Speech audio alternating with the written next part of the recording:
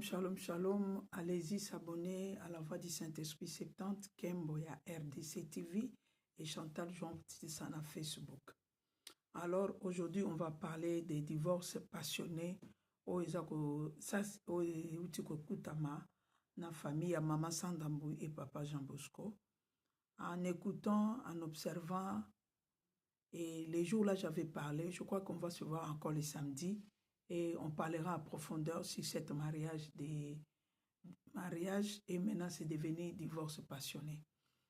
En écoutant, en regardant longuement, en regardant où notre sœur Sandambouyi, elle était en train d'opérer depuis longtemps, mais il n'y avait personne pour l'arrêter, il n'y avait personne pour le dire, de faire voir en face que ce que tu es en train de s'aimer, tu vas les récolter.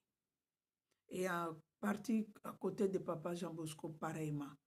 Donc, ils se sont rencontrés, les deux personnages, et qui étaient en train de faire quoi? De tirer leur train, laisse-moi dire les trains, pas les métros, hein, les trains où il y avait beaucoup de problèmes et ils se sont rencontrés, sans même se parler de ce passé, je ne sais pas, mais en écoutant là, c'est que le Seigneur a parlé qu'il avait besoin de temples vivants entre ces deux personnages dans leur couple.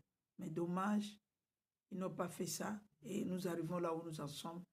Et c'est l'histoire pour l'Église et c'est l'histoire pour les sœurs adoratrices et les 5 ministères. À nous maintenant d'en tirer des leçons. Qu'est-ce que le Seigneur veut nous en parler de ça?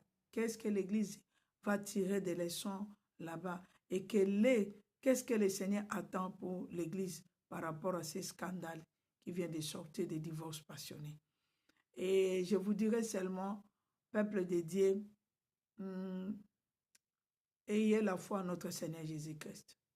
Par rapport à ces choses qui se répètent et toujours dans les églises, et les hommes qui ont connu le Seigneur et ils ont goûté au Saint-Esprit, et des femmes comme des hommes, on voit que ces gens-là n'ont pas de respect.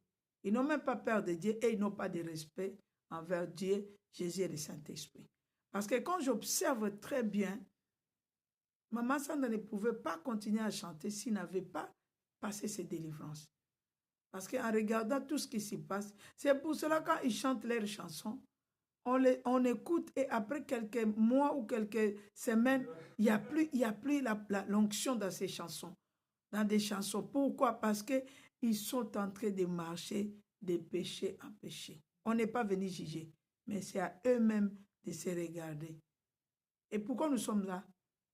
S'ils étaient corrects avec le Saint-Esprit, pourquoi nous sommes là? Pourquoi nous en sommes là?